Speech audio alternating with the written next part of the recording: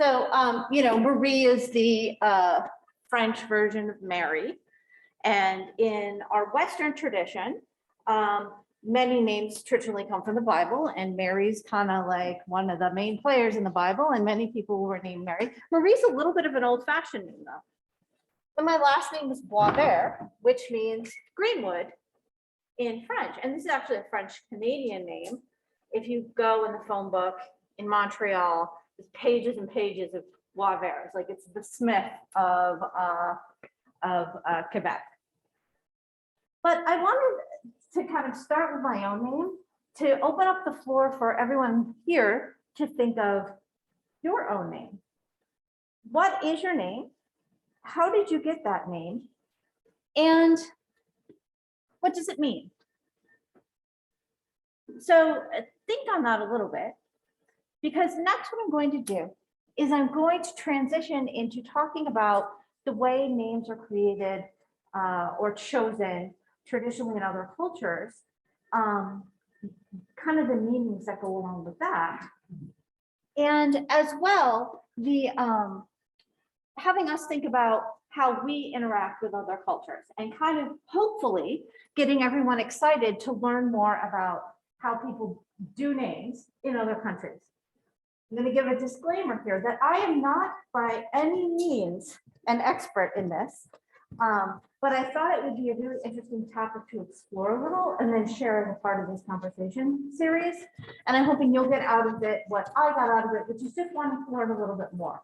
So I might, and the disclaimer also is, as I'm talking about these different cultures, again, I am not an expert at all, but I did want to give credit to the international students from Lower Columbia College who took the time to speak with me about the traditions in their home country.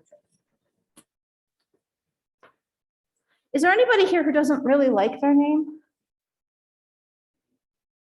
No? In some cultures, it's very easy to change your name. And, or some cultures, if it just doesn't sound good or you think it brings you bad luck, you might actually just go and change your name. And it's a much more of a common thing than it might be that what we traditionally do here in the US. So I'm glad to see that everyone does like their name, or they've at least made peace with it. All right. So first of all, I wanted to talk about, it helps to change it in the actual slideshow. There we go. How do we talk about names? So, first name, middle name, last name. When you fill out forms, when you go to the DMV, a lot of the things that you're always filling out, they have first name, middle name, last name. But this is actually a more nuanced and complicated thing that you might expect. Because in different cultures, they might not have these things. And I'm sure we've all kind of encountered that before, like people without middle names or, so I wanted us to kind of pause and think about how we typically talk about this. And there's ways for us to be more inclusive when we create forms or when we're asking people about their names, because this is not, even though this is how we do it, it's not how the rest of the world does it. Let's talk about Russia. So has anyone here ever read like the classic Russian literature novels like War and Peace or Anna Karenina and any of those, right? And I think like the classic thing when you start to delve a little bit into Russian literature that happens to you is you're like, oops, I went to the wrong thing. Well, you end up with this, which is, this is the short version, right? I wanted something that could actually fit on a slide. Reading Russian literature often is very challenging because you're like, who the heck are these people? And why do, oh my gosh, these two people they're the same people. Why do you keep on switching the name that you're calling them? It is, you need like a cheat sheet like this. This is why this exists. You can actually keep track of what's going on in these novels. Yeah. Sure. Thank you. So this is, so if you like Russian literature, this next section is going to help you a little bit in making sense of what's going on with all of the names in these novels.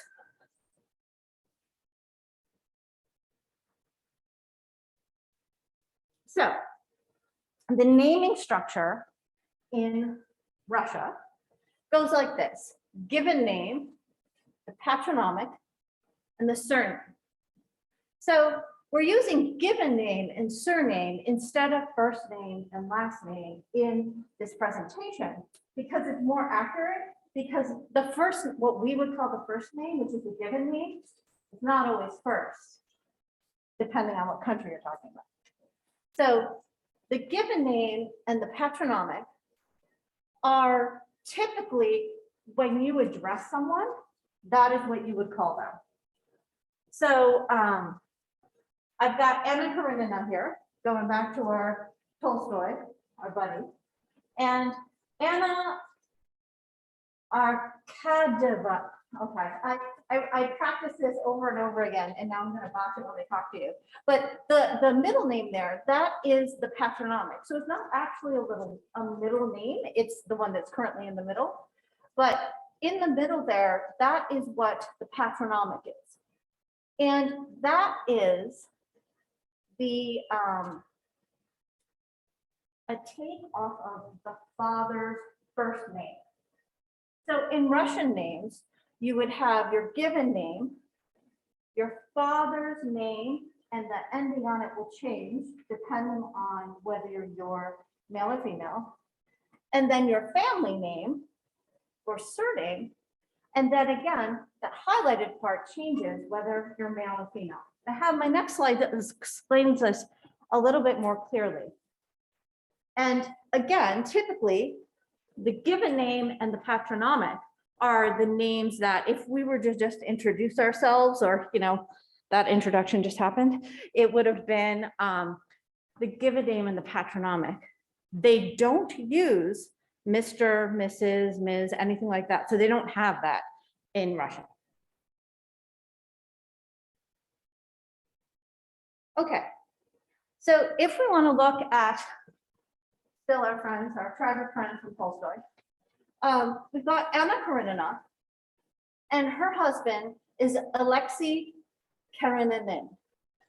So that Karenina and Kareninin are the same last name, but they're going to differ if you're male. Their child, Sergei, is Alexeyevich Kareninin, and that is his patronymic, and it is taken from Alexei, his father. So you know the father's name, and that basically means son of Kareninin. And let's say they had a daughter. Her name could be Natalia, and then it would be Alexeyeva Karenina. So that patronymic, that would mean daughter of instead of son of. But it doesn't, like, those letters don't mean son of, daughter of, but they signify that. Now, the little name in quotes, not all, but many Russian names have a diminutive version as well. We've got those traditionally in kind of more Western names as well. If you think of like maybe a classic American name, Roberts, Bob is a diminutive. And so most, but not all Russian names do have a diminutive to go along with it. And this can be very helpful when you're reading those Russian novels, because then you're like, okay, I understand when they switch around the diminutives and things like that. So that's why in these Russian novels, there are so many different names. So any thoughts or questions about the way that Russia has their naming conventions? Now everyone needs to go out and read War and Peace because you are equipped to get it done. Okay, so we're going to move on to Korea. So the Korean naming structure You see, it's flipped. Family name, then given name. Given name typically consists of 2 syllables. And those syllables are a generational name that's consistent within that generation of the family, and your own personal name, which is like yours and nobody else necessarily has it. The next slide, I think, makes this a little bit clearer. So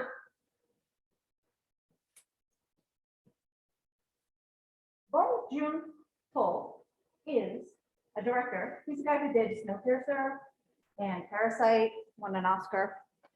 And this is, the romanization of his name. Underneath it is the Korean, and underneath that is the Hanja. So Korean names are based on, and not all, right? Things are changing. Everything I'm saying here, take with caveat, not absolutes, right? We're talking like general things. But so in the Hanja, which is Hanji in Chinese, the Chinese characters, in Korea, there's a list that are accepted names. And so people can choose these accepted names from the Hanja in this big old book of names. And that is your Hanja name. So everyone kind of gets a Hanja name, but then the Korean writing above it is the kind of the Korean way of saying it in Korean. So that is a really interesting thing that I learned and I wasn't aware of. And the other fascinating part about this is that many folks are starting to move more away from this and then having pure Korean names. So instead of going from the Hanja to the Korean, it just, what's a nice name in just Korean that doesn't have an equivalent with those Chinese characters. So to explain the generational names now, Bong Joon-ho is Bong Joon-ho's brother. They're both super successful people. It was really interesting to look them up. But you can see here, both of them have Jun in the name. That's their generational name. So siblings will both have that part as one of the syllables in their name. And then, but each individual will have a separate one. Is it sounding clear? Yeah. So quite interesting. And quite different. And once you know this, it really helps like cross-culturally. Like if you now you have the knowledge to know if a couple people are, if you're introduced to them together, you can probably deduce if they're brothers or sisters.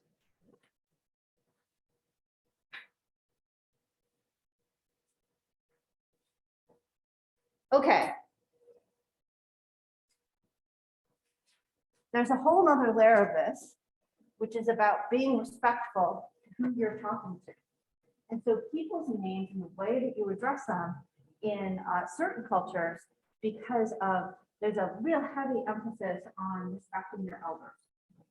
And you could make a real faux pas by accidentally calling someone, like for example, in Russian, you wouldn't call someone by the diminutive if you didn't know them or if it was a formal business presentation.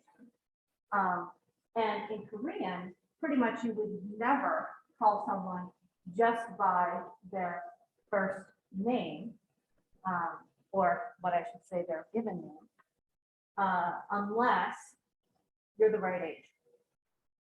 And this is pretty strict, but it's really hard because it seems like you could get yourself in a lot of trouble assuming someone's age or not. And that could be a fun, different discussion of, if some of our students from Korea were here, we'd say, how do you manage that? Because I would feel like that would be very stressful, like trying to negotiate someone's name. Like I get upset if someone calls me ma'am, so this seems a lot more fraught with danger. But Okay, so here, in this example, Bong Joon-ho, it was born in 1969. So the ya at the end is what you would use if you are his age or older. Or actually, if you're older than him. If you are his age, you can use that, but only if you're friends. It'd be so cool if you were friends with him, because I didn't want to meet him, so hook me up. But if you are younger, then you would use the sig at the end. And again, these are things that I practice the pronunciation of, but I'm probably butchering, so please don't, take my pronunciations as the proper way to do this. So knowing the age, knowing that your age, which hopefully you do, and if you're friends with someone, is going to influence what their name is when you're talking to them or introducing them. Now, this tradition carries across several different cultures in that the respectful term that you use to interact with someone would change depending on your age in relation to that person. And then also in Korean, it would change depending on the position of the person in authority. Like if they were a government authority, you might say, manager person or teacher person's name.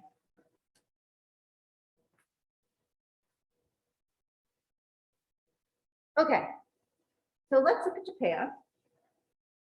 Japan's a little bit of a wild ride.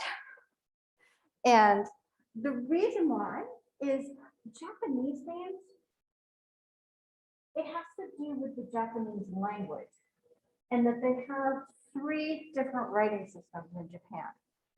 So if we introduce those different writing systems, we can help try to untangle how to better understand Japanese names. So in Japan, the naming structure is like Korea, the family name first, and then the given name. However, when they use a romanization, which is, when they use Arabic letters to write their name, they'll flip it. So that is a tradition. So if your name was, let's say Yoko Ono, right? Yoko Ono would, in Japan, it would be Ono Yoko, but when she writes it in English, it would be written Yoko Ono. So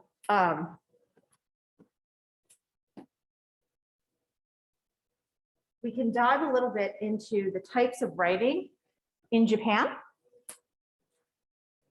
So remember when we were talking about the names coming from Korea and how traditionally, though they're moving a little bit away from this now, that it was hajak in Korean and the name for the symbols are kanji in Chinese. Well, this writing in Japanese is called kanji. All very similar. And there's a lot of similarity amongst names repeating as well. And just with slight differences in pronunciation.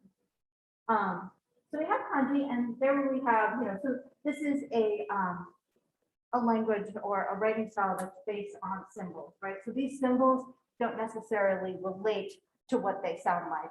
The symbol just means what it means, and it's pronounced how it's pronounced. Kana, on the other hand, is a syllabic form of writing. So each of these symbols represents a way to pronounce something. So here, the word underneath kanji, that means field. The word under hiragana means dog. And the word under katakana is America. The way that to distinguish between hiragana and katakana writing is hiragana is the one that's more swoopy. I would call it like the softer, more elegant, dancing one. as opposed to katakana, which is more like katakana. And maybe a helpful way to remember the difference between the two is hiragana. Because hiragana, it kind of flows, and katakana sounds more, distinct. And those two writing styles are both, it kind of reflect that. So more lyrical looking and then more staccato looking. Okay, so we've got these different ways of writing. So Ichiro Suzuki, right? This is for the audience, right? We are in Washington, and many of us have heard of Ichiro. And so here's an example of how these names could play out and why it can be a little bit confusing. So here we have the kanji of the first name. It can be either one. And they kind of do mean something similar. So when a Japanese parent is picking out a name, and if they want to use a more traditional kanji, what they'll do is they'll look, what do these characters mean? And they'll base it on, does this character mean something that I want my child to reflect? And does it sound nice? Because some things are just like our names, right? Some names are kind of more pleasing than others. And then there's the writing of it. So you could completely separate and not use these symbols at all, and instead write it in the kana, either one. And so you can see these are all the same name, just written in different styles. And Ichiro could have, his parents could have chosen any of these. Suzuki, traditionally, I had to do a bit of digging to find the non-kanji versions of Suzuki. So I think because it's a very traditional name, because of the last name, it's typically done in the kanji. So that's what those three different writing styles are and how they might look. And so if you wanted to ask someone their name, you could get any of these answers.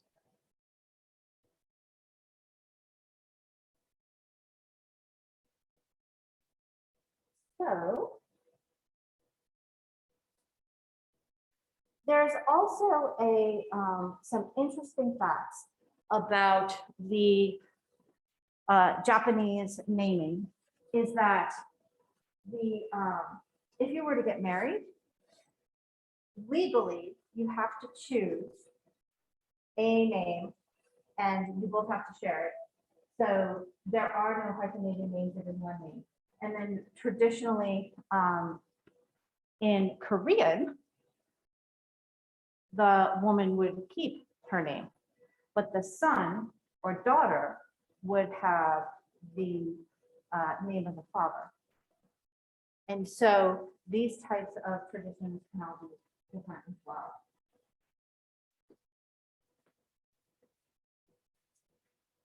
So any questions so far? Yes. Does any go in regards to if based on class, one's from a farmer based on loyalty? Yeah, that's a good question. And that did come up. So, and again, I'm going to do the disclaimer. I'm not an expert on this, but in doing research for this, I found that in Korea, you might find that many people have the same last name. Like the top 10 names account for an astonishing percentage of all the names. And that had to do with, at one point, people didn't have last names until they were essentially slaves or serfs. And when they were freed, they were able to choose their own name. And, of course, you choose a historical name that was tied to loyalty. And so many names in Korea, and why they are also similar, is they took those last names from the existing royalty at the time.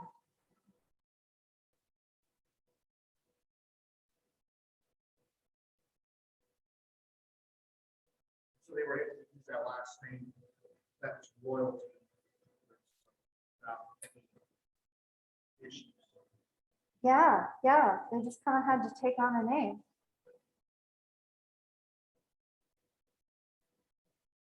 And hello.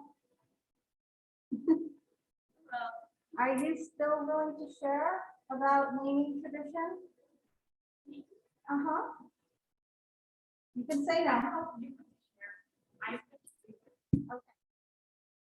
So, in speaking with the students about the different naming systems in their country, it was so cool.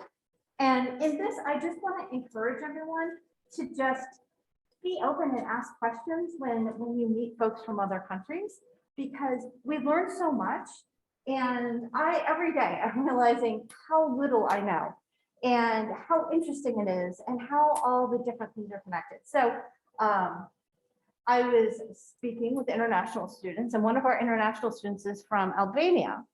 And I will readily admit, I don't know that much about Albania, but I want to learn all the things. And she shared with me that in the naming of her brother, everyone so there's different ways that people will approach naming children in Albania. And one of them was that, to kind of make it diplomatic, because all the family members could have a different idea of what they want the name to be. And sometimes to resolve this issue, people just put names in a hat for what they want the name to be. And then whoever draws the name from the hat, or whatever name gets drawn from the hat, ends up being the child's name. And it seems like that could actually, resolve a lot of potential family risks, especially if you have a strong tradition of maybe like, oh, well, it's always the grandfather who names the last name, and the grandfather comes up with something that the parents are like, oh dear, we don't want that. But if you do it's very diplomatic way of negotiating family challenges, let's say, family dynamics. But this student told me how they needed to name her brother, and everyone was talking about all these names. And then finally, and she was young at the time, and I don't remember the exact age, but something like 8. And she was due to go to a party. So she wanted to get to the party, and she's like, fine. And then she picked the name, and that's what they named him. And so it was the daughter who named the son. And it was kind of done by this kind of serendipitous, come on, let me go to the party now. And obviously I have the best name. And what's really cool is that all the names in the family, not on purpose, ended up being things related to, was it the sun? So they all kind of have like solar names, and not necessarily on purpose. And so what I learned about names in Albania is that there are very traditional names, but then there are also names that tend to be more international, that have become more popular, because Albania is a place where many people emigrate out of Albania. So naming trends more recently have focused on naming students with, sorry, you can tell what I do for a living, naming children with perhaps slightly more Westernized names, or Greek names are very popular. There's a large expatriate community in Greece of Albanians, for example. So history also can change the way names and the patterns of names and how they occur. And also what I found when I was doing a lot of this research is many places, the traditions are starting to move a little, and places that used to be very, very, it's always this and always that, they're moving a little out of that. So more names based on nature or even pop culture, and influences from around the world. So our names are becoming a little bit more international.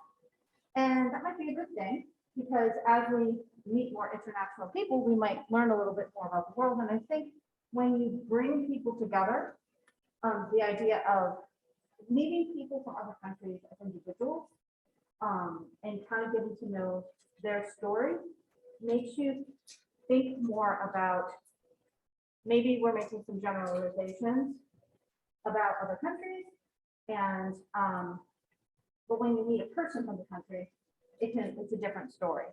And that starts to challenge our preconceived notions about making generalizations about an entire nation. Just like, people will ask to define Americans, and of course, it's an extremely difficult thing to do, because this is an extremely diverse country with people with all different types of experiences.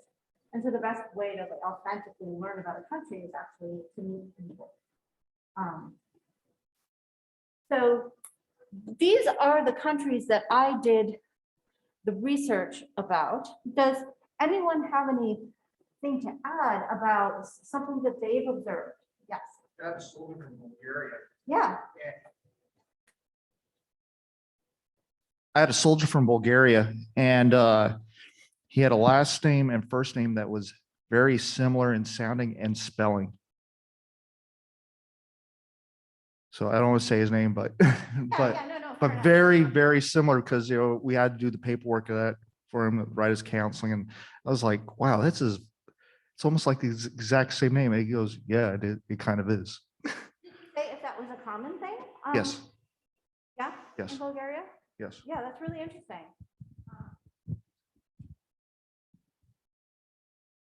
Okay. In India, they use, some communities use the name of the ancestors, what they did.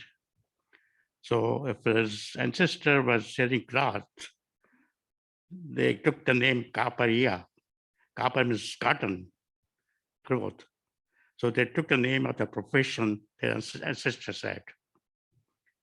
Then there's a name called Daruwala. They had the liquor shop, liquor.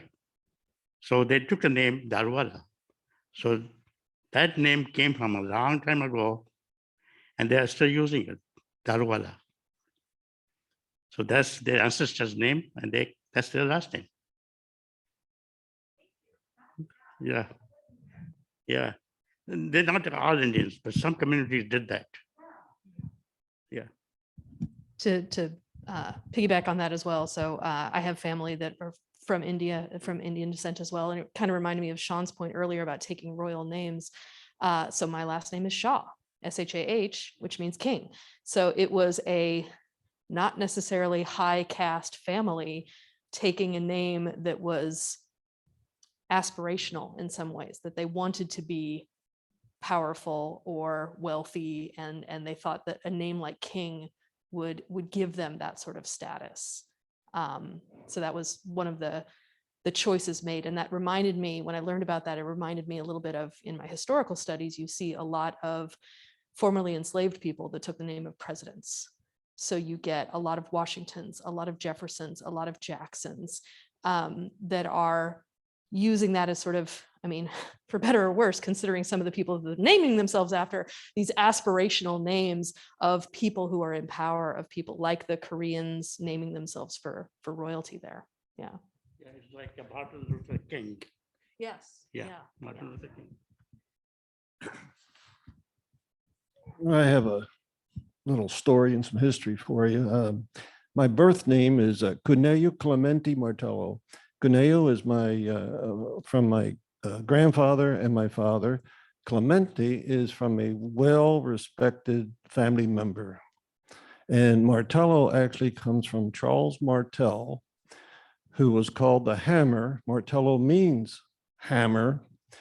He was the Frankish leader, France, that was called the father of Europe. The Islamic invaders came from basically the Middle East over to Spain. They were going to go up to France. They found out there was a lot of jewels and diamonds and all this. So they were going to take this from the Franks and stuff. But Charles Martel, he organized an army almost like the knights, professional soldiers, and he fought back the invaders. And so, yeah. So, you know, you grow up learning this history. Now, Martel, a lot of years passed when Martello comes from the northern Italian Alps, which at one time was Austria.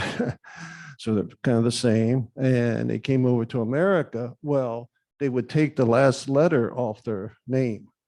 They take the O off, they take the I or the A off. They wanted to be more American, more English. And so that's how that happens. So yeah, it's interesting to know your family history. It's just fantastic. And Charles Martel actually was a grandfather of Charlemagne. So it's a little history here. I was going to drop the Charlemagne if you hadn't mentioned it. Yeah. All right. We do have some questions coming from Zoom as well. I wanted to cover this. So one person says, I was watching the Icelandic women's soccer team, yay, play last weekend, and the commentator shared that the only 2 women who do not have a last name ending in Dottir have ever taken the field for that country. Both were naturalized citizens who were born elsewhere. I thought that was very interesting and made it difficult for me to keep track of the different women in the game because their names are all seemed so similar to me. And there are certain cultures where people do not have a first name or do not have a last name. And that gets back to the forms, right? Like if we won't let someone submit a form, right, because they don't have.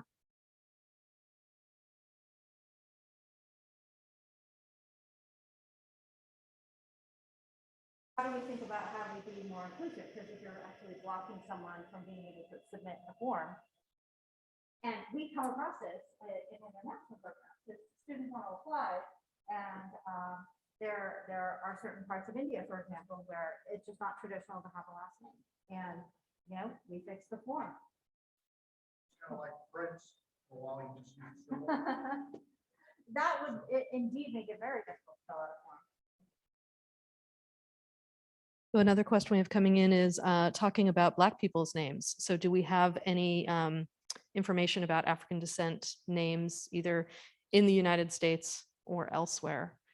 So I did do a little research about names in Kenya because some of our international students are from Kenya. And really, it was really interesting to find a caveat, right? Because I didn't write this stuff down, I'm going off of memory. You know, you have more, and I think I could speak to Kikuyu, which is the history I was looking at. That it would traditionally be the grandfather who would give the name, and specific names would be given depending on like certain conditions around the park, like what season is it or what time of day. And if you want to go against that, that's where one of the things like that, throwing the names in the hat seems like it might be a really good idea to not make you know, would cause waves in your family. And then of course, you know, you have also and I can just again speak to Kikuyu names, and this is just from what I've observed from my, you know, not gigantic knowledge base, but that many have, you know, more traditional Western names, but then they also have the Kikuyu names and a maternal naming structure. So passing along family names along maternal line, as opposed to exclusively a paternal line. So, and I really encourage everyone to dig a little deeper into all of this because it, again, it's extremely interesting. Well, thank you very much. Does anybody have any additional questions here? Okay, heading over.